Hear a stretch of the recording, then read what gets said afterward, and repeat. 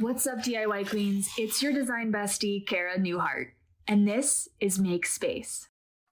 Okay, today's episode I'm very excited about because I was like, what should we talk about? And then I decided to pick up this journal, which is something that I wrote, and I decided we would flip to a random page, and that would be what the universe wants me to share with you. So I opened the page randomly, and we landed on the section about cultivating your creativity. And the funny part about this is that in the episode with Dean, who was a chef, we talked a lot about like the creative process and how it includes like messing up and trial and error and a lot along those lines. And then you guys had like a lot of questions, like follow-up questions. So it does feel like this is what we're supposed to be talking about right now. So this feels like cheating a little bit because it's like past me like wrote notes on what to tell you. But it's also nice because if you get the journal, you can like follow along and do this process for yourself. And we're not going to talk about all the questions, so there'll be some that you can do as a follow-up to this episode. But yeah, I want to talk about creativity, kind of like what the process is, and kind of help you shift your mind from thinking of creativity as like a trait, like it's something that you are or a talent that you have innately, and more of like a muscle, like something you can practice and a skill you can like get good at. Let me find the right page. Hold please. To understand creativity, it's basically creativity is how you approach the creative process. So if the creative process is the marathon, creativity is the running, right? And so you can learn how to be a better runner, but the marathon, the process doesn't really change. It has the same like cycles and tenets of like there's a starting line and there's times and there's running numbers and medals. And so the process is pretty consistent, but your approach can be totally different from person to person.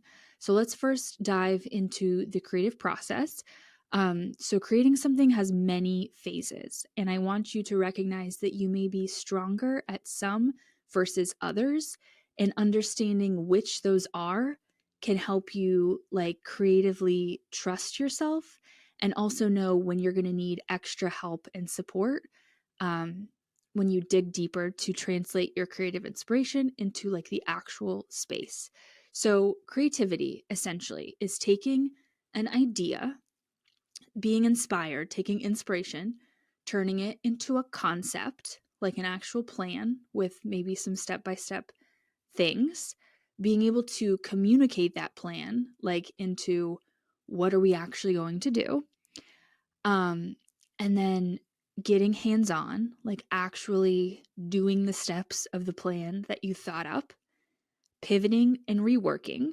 So when you get hands-on and you discover new things that you didn't anticipate in your plan, you make pivots or you rework things and you make adjustments based on it, how it actually went, and then fine-tuning the details. So that is like the 6 steps of creativity. And these are the same every single time. So there always will be an inspiration, whether that is like you see a beautiful rug and you're like, ooh, I should redo my whole living room. Or whether you have like a problem, like you walk in your house and you trip over everybody's shoes and you're like, ugh, I should really redo this mudroom. Or whether it's not redoing a whole room. There's like probably better examples, but no matter what, there's going to be a moment of inspiration that either comes from a problem you're trying to solve, something you saw, something that inspired you. It could be anything. And then you're going to make a concept. The concept would be like, what do I need to do to fix this problem? The plan is like, what's the step-by-step of like what that actually looks like? Then you actually start doing it and then you pivot and all of that. So that process is the same like every single time. And then getting in touch with your own creativity is how you actually like go about that process. So I have a good quote that I want you to hear. And it's creativity is letting yourself make mistakes and design is knowing which one to keep. I can't tell you how many times I've like made a mistake on a project and it actually led to something even better than I initially thought. Like, totally messed something up, but because then I had to fix it or solve that problem, it became like better than I ever initially imagined. And so I've come to call that like the magic is in the messy middle, and understanding that a lot of the magic of creativity is in the middle after you've like ripped things apart and are trying to get them to go back together. That's when you can make really amazing things. But basically, being creative is something you have to practice. It takes time to develop the skill. It takes experimentation, and it takes having the courage to let yourself make mistakes. Making mistakes is one thing, like on accident. Letting yourself make mistakes and not like shaming yourself for it or getting stuck because of it is like a whole other thing. So it's not that you're just not creative. I hear this all the time from people, specifically commenting on my DIY projects, like, I'm not creative, or like, you're so creative, I wish I was too. And it's like, most of us just haven't spent enough initial, like, intentional time nurturing and developing our creativity. So when it comes to use it, we feel like weak, we feel incapable, and we doubt our ability to be creative or come up with designs and ideas. And it's like a muscle where if you didn't work out and you haven't been practicing strengthening that muscle, when it's time to use it, it's not going to magically appear. And it's not that you like aren't creative, it's that you just haven't like honed this skill. And this can look like this can look like being scared to try. It can look like not knowing how to even get started. Like, I don't know what I don't know, so I don't even know where to start. It can look like turning to others for inspiration because we don't really know how to create our own. Like, when you don't know how you can consistently get inspiration or what inspires you, you may need to look to others to figure out kind of how the process works. It can also look like comparing our process to someone else's and comparing our way of running the marathon to someone else's, which if you are a beginner marathon runner and you're comparing yourself to someone really seasoned, you're going to get disappointed because you're like, wow, they're so good and it looks so easy for them. Like, yeah, it looks easy for them because they've done this a lot and they've practiced, not because they're just naturally better at it than you. So, yeah, first give yourself grace. Know that this is like a process and a journey and a skill we're honing. And also know that like this is something we're not necessarily encouraged to do in our culture. Like things like coloring in the lines, like stay in the lines, don't have your own ideas. Or just kind of like how, through elementary, it's like, here's your colors and here's your crayons. And then in middle school, it's like, no more crayons. And now we don't do as much art, we don't do as much play, and we don't do as much experimentation. And now there's like really rigid processes we're going to learn, which has value too. But I think creative processes aren't taught to us like other things are that are more systematic. And so we don't know how to do them as much. So in this episode, we're just going to explore how to unlock your creative power for yourself. So to uncover your creativity, I like to ask you to think like backwards and think of like if there was a moment or time in your life where you felt uncreative. I don't know if that's a word.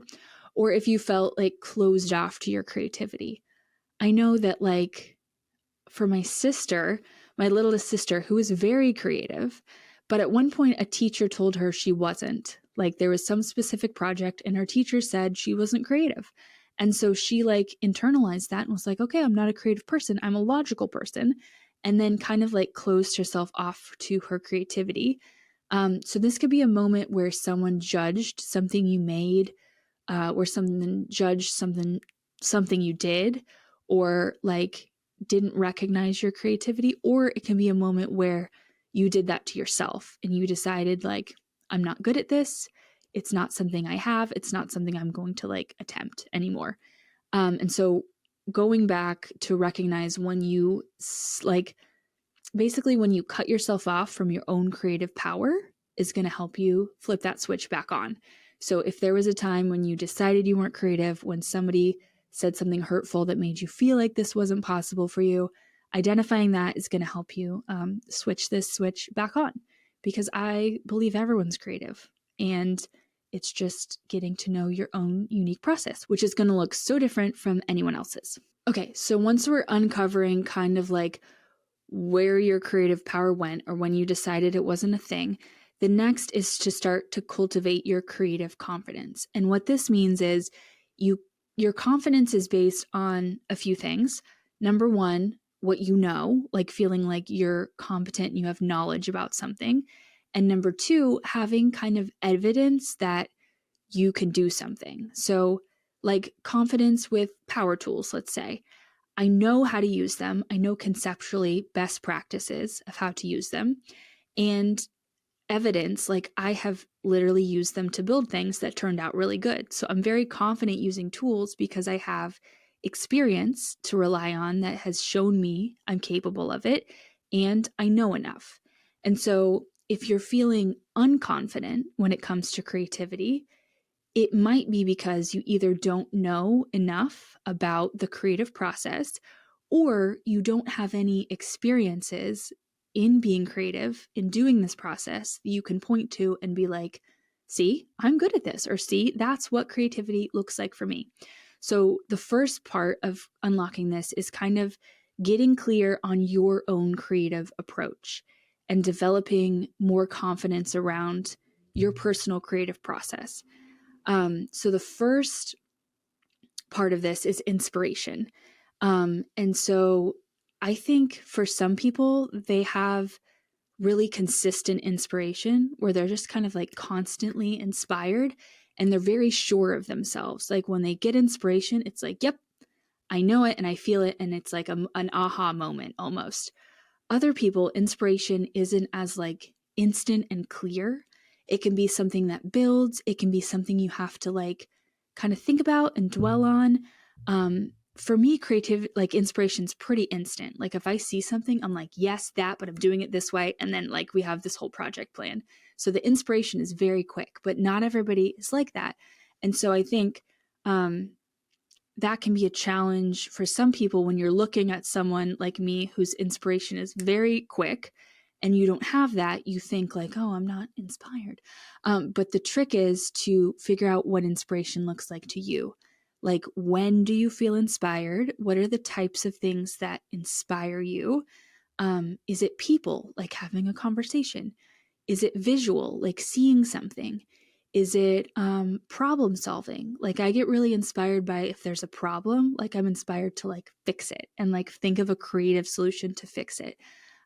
So knowing like what types of things most inspire you, like a reliable source of inspiration for you is kind of the first step of this. So like what sparks your creativity? How do you get these creative ideas? Is it a feeling? Is it a conversation? Is it something visual? Is it music? Is it you spend time deep in thought? Is it the shower? Like you get your best ideas in the shower or when you go for a walk. And often you'll find that you're most receptive to inspiration when you're in kind of like a relaxed, neutral state.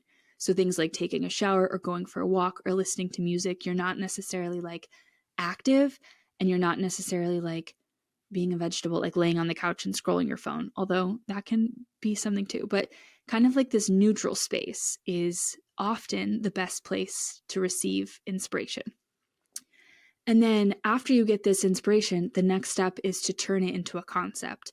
So when you receive the inspiration, what does your process look like for turning it into a concept? So like an example of this would be like if I saw a color palette I really liked, like how would I take that inspiration of like, ooh, I love that, and translate it into something like an actual idea that I could do? So a color palette turning into like a room, or a color palette turning into like a piece of art that I'm going to make. But the room is maybe the best example. So like, okay, this blue, ooh, I'd love to have a blue chair, and that color would be really good on the walls, and this other color would be really good for the ceiling. And so how are you taking that inspiration and kind of translating it into like an actual more firm idea of what you want to do. So a concept is the idea of like what you can actually envision in your head. Another good example is like I found this fireplace mantle on Marketplace. So the inspiration was I'm scrolling along and I see this beat up mantle for real cheap. And so I was like, ooh, I want a fireplace. So I'm inspired. Like, it is time for a fireplace. And then the concept is like, okay, well, if I got this mantle, since it doesn't have a back, I could build built-ins, put it on the front, put a little plug, and then have some plug-in logs and like make a built-in fireplace that has storage. So that's like the concept. And then on to formulating a plan. Okay, plan for the fireplace, like how wide do the shelves need to be? How far should it stick out from the wall? What paint color should it be? What should I do for the bottom? I ended up doing plaster, spoiler alert.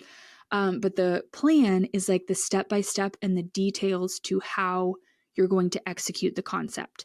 And so you can start to see how some people might be better at other parts. Like detailed people might get real into the measurements of how deep the shelves are going to be and sketching it all out and the structure. Other people are like, oh, this great idea, but like, how do I actually make it happen? Like, so depending on your personality and your strengths, different pieces of this process might feel easier to you or better. So for the people that are really into the concept, like I have a strong vision, but I don't know how to make it happen, like you might need someone to help you with the plan or help you build it. For people that are really good at plans, you might need someone to help you come up with the concept and like tell you what paint color you should use or what the texture should be on it, stuff like that. So once you have your plan, you're like, okay, here's what I'm gonna build. You can get hands-on. And as you start building it, something will always go wrong or different than you thought it was going to go. And so you'll have moments where you're like, okay, well, I thought the shelves were going to be 12 inches out, but actually there's these baseboards here and I don't want to remove them. So now we'll make them, whatever it is. But there's always something that you maybe didn't quite anticipate or is a little bit different than you thought. Or as you get into it, you realize, ooh, this actually, now that I did it, it doesn't look the same as my head and something's off and I need to change it, which could be a paint color. It could be adding some trim. It could be the scale of things, many different things. And if you're lucky, you thought of a lot of details in your plan and it's going great. And if you're like me, you made a very vague plan and you kind of need to visualize things. And so you kind of only know what to change after you're in process. And so you repaint things 20 times. But that's part of my process and that I'm like willing to accept. Okay, so we're getting hands-on, we're building it, and then we come to the part where we need to pivot and rework. And so that's where we're like making these changes, making these fixing things when we really messed it up. And so that's like circling back to our initial plan and revising as we go. That is a very natural part of the creative process. This is why I always say, like, it's okay to make mistakes, let yourself experiment, let yourself fail. Like, it's almost inevitable in the creative process that there will be times when you get stuck or you fail, like guaranteed. And this is something I used to get really hung up on, especially as I did things again and again. It's like, I've done this so many times. Like, why am I messing it up now? But what I realized is like growth and creating things isn't a straight line. Like, look at nature. Like, no tree is perfectly straight and it grows and adapts and changes to its environment. And that's the same thing with creativity. It's not like a perfectly linear, smooth process. Like, there's up and downs, it's a roller coaster, and there's definitely hard parts. Yeah, so I gave you some questions for kind of how to explore your creativity. There's a few more in the journal if you want to look that up. But in terms of the like kind of reflecting on this process to realize where you land, a good question to ask yourself is like, which part of the creative process do I enjoy the most or am I the best at? Are you really good at having ideas and starting things? Are you really good at making that detailed plan? Are you really good at like the hands-on work? Are you really good at problem solving when it's time to pivot? And that's where you find your magic. That's my favorite, which is like a weird, unexpected favorite. Is like, I like to mess up and make changes to what I thought was going to work. But that's the part I like. And then what part of the creative process do you struggle with the most and find the most challenging for you? And kind of like, how can you search for support around this? Like, how can you find someone to come help you? Whether it's like someone hands-on, whether it's like phoning a friend for emotional support, but realizing that like you might not naturally be great at the entire process. Like there's parts that are going to be easier than other parts.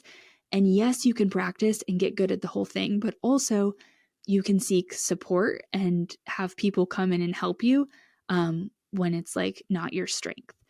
So that's kind of like an overview of the creative process, because I feel like when people talk about like creativity or making things or being creative, like it's kind of like a vague concept that we often associate with like art or like painting or like artists. And very rarely do we notice creativity is like a holistic, like cyclical process, and one that's like very structured and consistent each time. Like every single time you're making something, you will follow the same process of like inspiration, concept, process, revisit, and then you do it all again. And so when you understand like the process is kind of fixed, your way of navigating the process is personal and something that you're going to have to like get used to about yourself. You're going to have to learn like where your strengths are, what parts you like, what parts you don't like, how you approach things, how you get inspiration, how do you make a plan. When you kind of realize that's personal and up to you, and it doesn't have to look the same as everybody else's. Like the best example is like me and my best friend Jessie. So Jessie doesn't do really intense like mood boards. Like when she does a mood board, it's like an inspiration photo, like a color, and then she just kind of like starts putting the space together. My mood board is basically like a detailed design plan where I take a photo of the room, I drag in all the products I've bought and overlay them on the actual photo to see what it's going to look like. Like I really have to visualize to a T. And so my concept is a lot more like firm, where hers is a lot more loose. And so her concept, it's like she's really bringing things to life in the hands-on phase, where I feel like the hands-on phase for me, I'm just kind of on autopilot, like executing the plan that I made like before. There's not a lot of second guessing unless we mess up or unless I look at something and I'm like, oh, that's not right. Then we change the plan. But until then, we're just like, do. Like I already know what I'm doing because I made this really detailed concept. Where hers is like she's kind of making it up as she goes, and the concept is kind of vague. And so the end result is like really incredible spaces and amazing before and afters. But the way we got there from point A to point B is so different. And I think there's so many layers, not just in that, like, it's like we've been over the concept of like the before and after are snapshots of the space, a specific point in time. And there's a lot that happens in between them.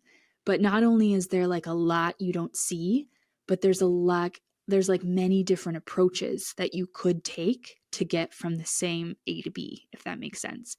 So yes, your creative process is something you're going to have to practice. It takes a lot of like looking at yourself and kind of self-awareness around like how you do things or how you like to do things. And I think once you can think of creativity in that way versus thinking of it as like this elusive thing, trait that you have or you don't, once you realize it's a process that you can like practice, it just becomes a lot easier and way more empowering and way more like doable. And then also knowing that you're going to mess up 100%. You're going to mess something up. There's going to be a problem, a challenge, a pain point, and you will have to pivot. Like that is guaranteed. I guarantee you that will happen. And so if you know that going in, when something goes wrong, inevitably, you're not going to look at yourself and be like, oh, I'm not good at this. I messed up. You're going to be like, okay, this is part of the process. And now it's time to pivot. And now it's time to problem solve. And this is just part of the creative process. It's just always how it goes. And that mess up may be different every time and it may occur at a different point, but it's always going to happen. So then, yeah, you get grace because it's like, it's not you, it's the process. And it's like, supposed to happen. So this, yeah, I really like, it's like, creativity is a lifelong journey. So don't feel like you're gonna like listen to this episode and suddenly be in touch with your creativity. It's something that you have to practice. But I would say as you go on to tackling projects or making crafts or like whatever you're making, try to identify like where you're at in the process as you're doing things. Like try to link it back to one of those 6 phases, because then you'll more clearly see like how you move through this process and your personal approach. Because once you can understand that, like creativity is so much easier and you can make accommodations for how you like to do things, and you can breeze through the parts that are easy and you can get help in the parts that aren't. So I hope that, I feel like that was kind of conceptual, but I hope there was still some like practical tips and insight into helping you navigate this. Creativity is can be such an abstract thing to discuss, but I hope I gave you some structure to work with and a springboard for kind of getting in touch with your own creative process and approach. And if you need more help, you should get this book, which is called The Make Space Journal. And I walk you through, there's a whole section dedicated just to this, as well as all kinds of other sections that will help walk you through how to create spaces that support your actual everyday life. So grab the book for yourself or a gift, and it's cute on a bookshelf. And I will see you next week. That's all I got. So bye. Thanks for listening. And if you've got more episodes to catch up on, binge on. Don't let me stop you. But if you've got a second, you should come say hi on Insta at MakeSpacePod. And if you're an overachiever, you can also leave a review and I'll love you forever. If you're new here, hit that follow button to officially become a DIY queen and join all the amazing humans tuning in every week.